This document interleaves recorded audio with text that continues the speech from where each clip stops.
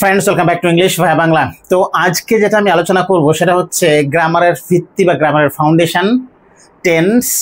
তো এই কথা বললে বোধহয় ভুল হবে না যে টেন্স হচ্ছে ইংলিশ গ্রামারের ইভেন 99% ফাউন্ডেশন তৈরি করে।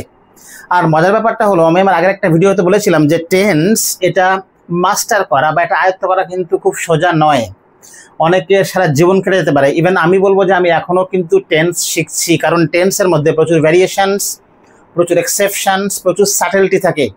তো ঠিক মতো টেন্সকে বুঝতে না পারলে আমরা সামনে এগিয়ে গিয়ে কিন্তু আবার পেছনে ব্যাক করতে হয়। তাহলে টেন্স যে কোনো গ্রামার বইয়ে আলোচনা করা হয়, যে কোনো ইউটিউবার আলোচনা করছে, যে কোনো টিচার, যে কোনো স্টুডেন্ট, সবাই টেন্সকে আমরা প্রথমেই কিন্তু অ্যাপ্রোচ করি। কিন্তু মুশকিলটা হয় অনেকে কিন্তু টেন্সটাকে ঠিকমতো আয়ত্ত করতে পারি না বা রপ্ত করতে পারি না। কি কারণটা কি? টেন্স কি সত্যিই কঠিন, নাকি এটাকে আমাদের বোঝার কথা ভুল থাকছে, নাকি অ্যাপ্রোচ করার কথা আমাদের ভুল থাকছে? আজকে ভিডিওতে আমি চেষ্টা করব যে কি করে টেন্সকে খুব সহজে মাথায় রাখা যায় এবং তার ফলে টেন্সকে অ্যাপ্লাই করতে গেলে কোনো ভুল যেন আমাদের না হয়। ওকে, তাহলে প্রথমে দেখাই একটা ডায়াগ্রাম, খুব বেশি আলোচনায় যাব না। যে ফান্ডামেন্টাল ব্যাপার সেটা দেখলে কিন্তু সবারই আমি বলবো যথেষ্ট পরিমাণে হেল্প হবে। তাহলে আমি টেন্স যদি আলোচনা করি তার আগে একটা সামান্য মজার ব্যাপার দেখাই।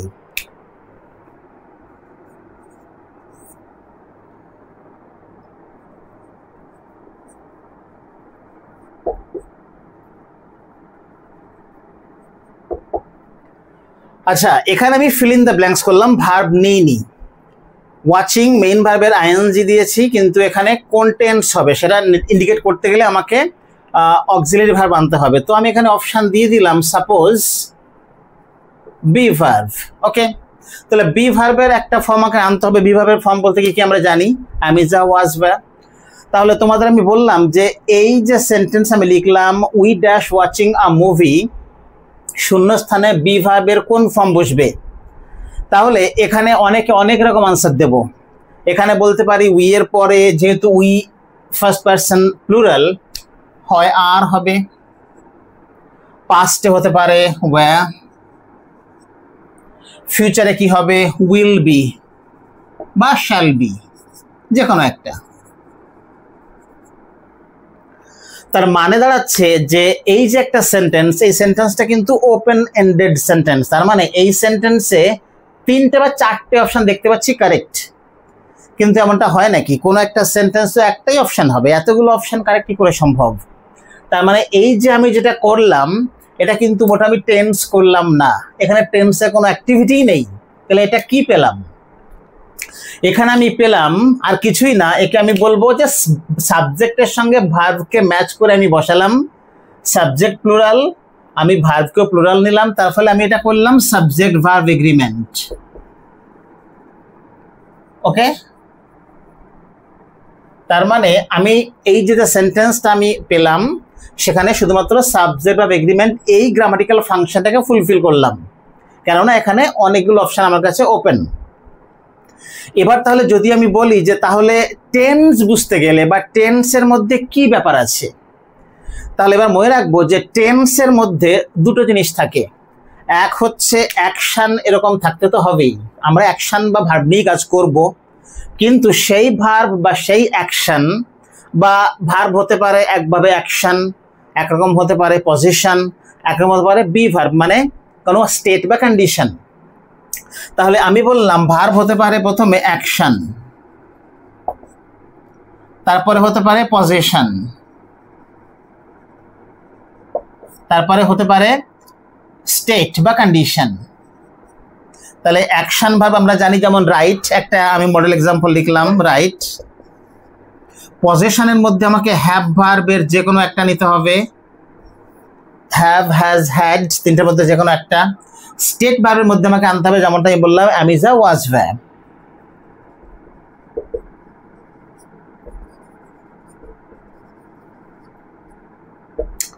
তাহলে এই যে ভার্বগুলি, এই ভার্বগুলিকে আমাকে বসাতে হবে এই যে এভাবে। কিন্তু মুশকিলটা হচ্ছে যে শুধুমাত্র ভার্ব বসালেই হলো না, আমার সেই ভার্বটাকে কন্ডিশন হতে হবে বা তাকে একটা অন্য প্যারামিটারের সাপেক্ষে বসাতে হবে। সেই প্যারামিটার হচ্ছে টাইম। ওকে, সময়ের সাপেক্ষে যখন আমরা কোনো ভার্বকে সিলেক্ট করব, ব্যবহার করব, সেটাকে বলা হয় টেন্স। তার মানে কি, টেন্সের মধ্যে এরকম ভার্ব থাকবে প্লাস সঙ্গে সঙ্গে টাইমের একটা ইনফ্লুয়েন্স থাকবে। তাই জন্য আমরা কি করব, আমরা টেন্স বলতে যেটা বুঝি সেটা হচ্ছে অ্যাকশন প্লাস টাইম। অ্যাকশন আমরা ইন্ডিকেট করব কি দিয়ে, ভার্ব দিয়ে। টাইম ইন্ডিকেট করব কি দিয়ে, অ্যাডভার্ব দিয়ে। এবারে তাহলে ক্লিয়ার যে টেন্স হচ্ছে আসলে একটা combination of action and time or verb and adverb. তার মানে আমরা যদি সেন্টেন্সের মধ্যে কোনো একটা অ্যাকশন মানে ভার্ভ, সবসময় অ্যাকশন নয়, পজিশন বা স্টেট এগুলো হতে পারে, তাহলে এই ভার্বগুলোকে কোনো একটা টাইম বা অ্যাডভার্বের সাপেক্ষে বিচার করি বা ব্যবহার করি, সেটাই হচ্ছে টেন্স। ওকে, তাহলে এইটুকু প্রথমে বোঝা গেল। এবারে হচ্ছে টেন্সের আমরা একটু ভেতরে ঢুকবো। টেন্সের ভাগগুলো কি, কেন সেই ভাগগুলো, কিভাবে ভাগগুলো এলো, সেটা বুঝতে পারলে আমাদের টেন্সের 99% বোঝা হয়ে যাবে। দেখে নাও। আচ্ছা, তো অ্যাকশন, টাইম, ভার্ভ, অ্যাডভার্ভ। তাহলে প্রথমে টাইম নিয়ে একটু কথা বলা যাক। টাইম আমরা জানি সময়, এটা নদীর স্রোতের মতো বা নদীর প্রবাহমান ধারার মতো এটা এগিয়ে চলেছে, এর কোনো ভাগ হয় না। কিন্তু বোঝার সুবিধার জন্য, ব্যবহারের সুবিধার জন্য আমরা কি করে নিয়েছি, আমরা সময়কে 3টে ক্যাটাগরিতে ভাগ করে নিয়েছি: অতীত, বর্তমান, ভবিষ্যৎ, পাস্ট, প্রেজেন্ট, ফিউচার। এই 3টের মধ্যে প্রেজেন্ট কিন্তু মোমেন্টারি, এই মুহূর্তে যেটা বলা হচ্ছে বা এই মুহূর্তের মধ্যে যে অ্যাকশনগুলো, সেটাই হচ্ছে বর্তমান। তার আগে পাস্ট, পরেরটা ভবিষ্যৎ। তাহলে টাইমকে আমরা 3টে ভাগে ভাগ করতে পারি।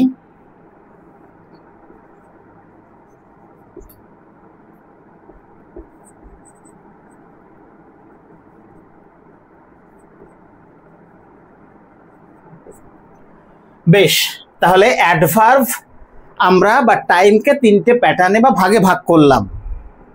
এবারে অ্যাকশনের ক্ষেত্রে আমরা দেখি যে অ্যাকশন ক রকমের হয়। আমরা ভালো করে খেয়াল করে দেখব যে আসলে কি হয়েছিল। গ্রামার তো এসে পরে, প্রথমে এসে কমিউনিকেশন বা প্রথমে ওরাল ভাষা, সেই ভাষাকে আমরা লিপিবদ্ধ করে গ্রামারের রূপ দিয়েছি, যাতে কিনা আমি যখন কিছু বলবো বা আমি যখন কিছু লিপিবদ্ধ করব বা লিখবো, অন্য কেউ যেটা আমার সামনে নেই সে যেন সেটাকে বুঝতে পারে। এই রুলগুলোই হলো গ্রামার। তাহলে গ্রামার কিভাবে এসছে, কোনো অ্যাকশন বা ভার্ব সেটা 4টে ভাবে এসছে, কমও নয় বেশিও নয়। দেখে নাও। তাহলে প্রথমে বলি একটা টাইপের অ্যাকশন বা ভার্ব যেগুলো ফ্রিকোয়েন্সি মোডে চলে, সে অ্যাডভার্ব। ফ্রিকোয়েন্সি, অ্যাডভার্ব বা ফ্রিকোয়েন্সি মানে কোনো কাজ আদৌ হয় কিনা, সব সময় হয় কিনা, মাঝে মধ্যে হয় কিনা, এই যে ব্যাপারগুলো প্রকাশ করে অ্যাডভার্ব বা ফ্রিকোয়েন্সি, তার উপরে নির্ভর করে যে কাজগুলো, সেইগুলো। তাহলে কি বলবো, কিছু অ্যাকশন বা কিছু কাজ, আমি অ্যাকশন লিখলাম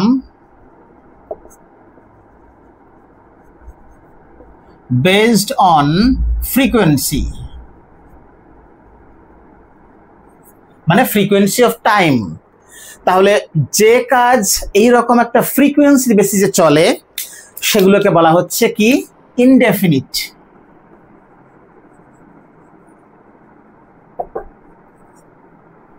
হলো। এরপরে চলে আসি 2 নম্বর। কতগুলো কাজ, এটা ছাড়া আমি বললাম 4টে, তাহলে এটা এক টাইপ। সেকেন্ড টাইপ হচ্ছে কতগুলো অ্যাকশন যেগুলো ফ্রিকোয়েন্সির উপর বেসিস করে চলে না বা ঘটে না, সেগুলো কন্টিনিউইটি মানে চলমানতা প্রকাশ করে।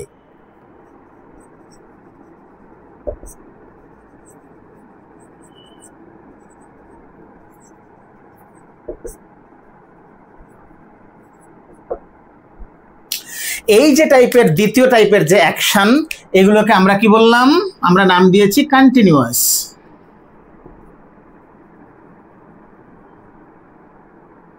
বেশ, চলে আসি 3 নম্বর। সেক্ষেত্রে আমরা দেখব যে অ্যাকশন বা কাজ অনেক সময় এমন দেখা যায় যে সেগুলো কমপ্লিটেড হয়ে গেছে, সম্পন্ন হয়ে গেছে। ওকে, সেইগুলোকে আমরা কি বলবো, বা সেইগুলোর কিসের উপর নির্ভর করে হয়,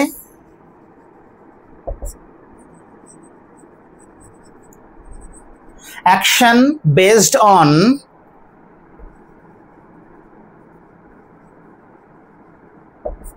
completion,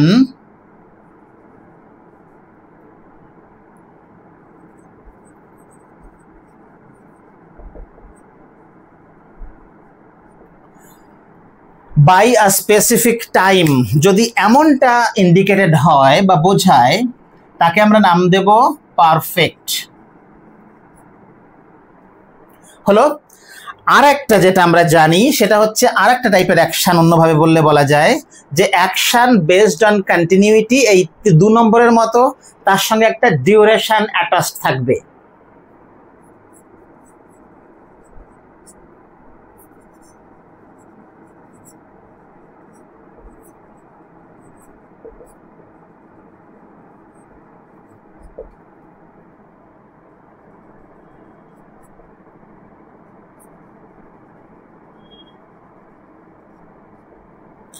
আর এই ধরনের অ্যাকশনগুলোকে আমরা কি নাম দিয়েছি? Perfect continuous.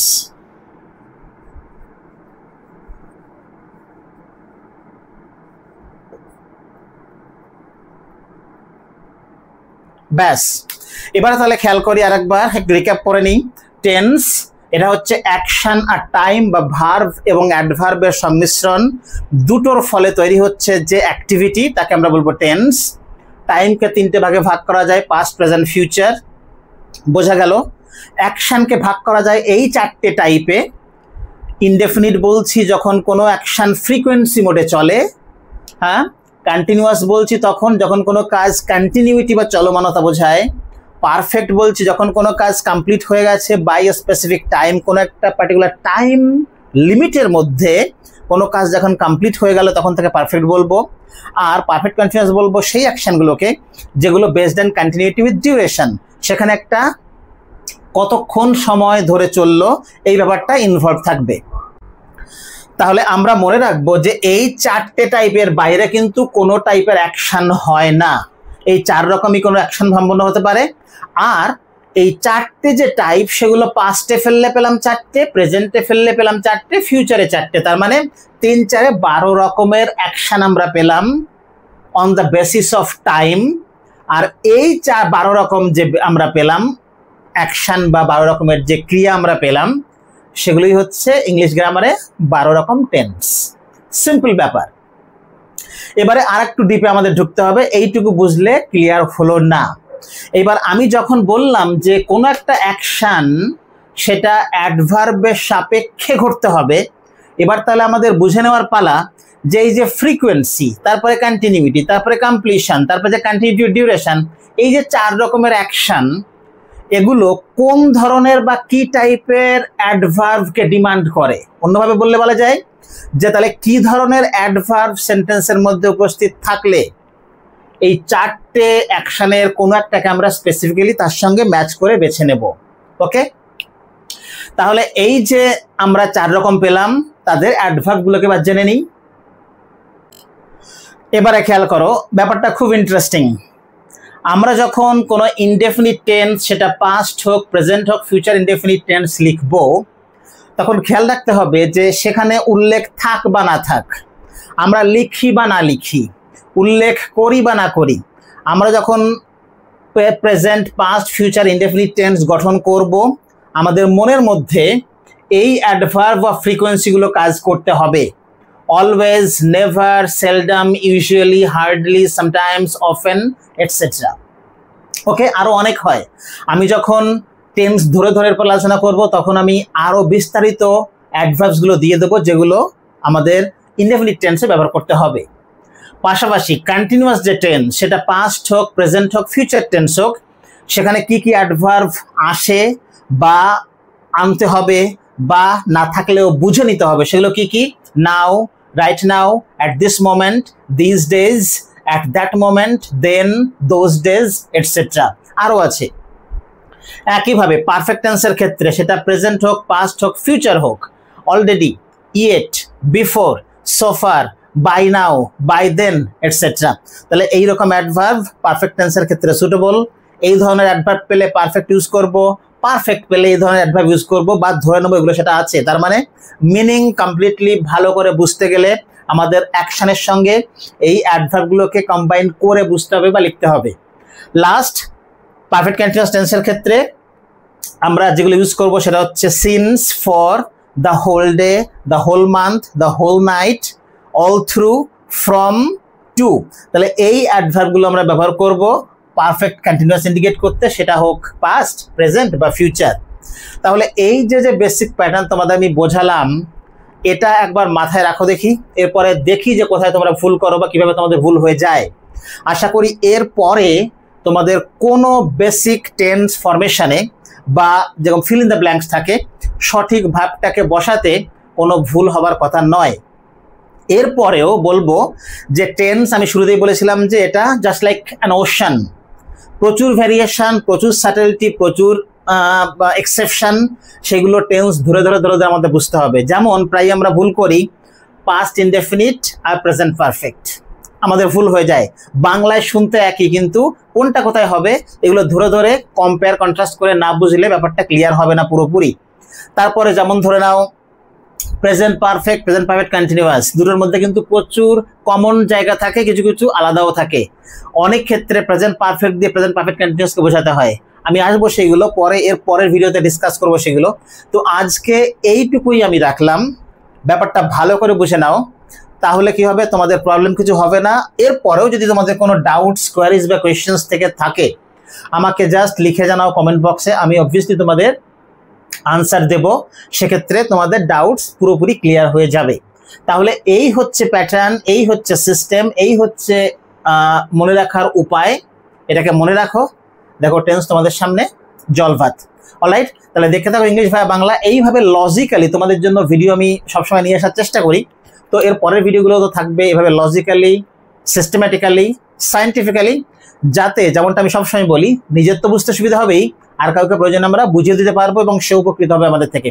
তাহলে দেখে থাকো ইংলিশ ভায়া বাংলা, অনেক ভিডিও এখন আসতে বাকি। Okay, so get better day by day and serve your motherland. Thanks for watching.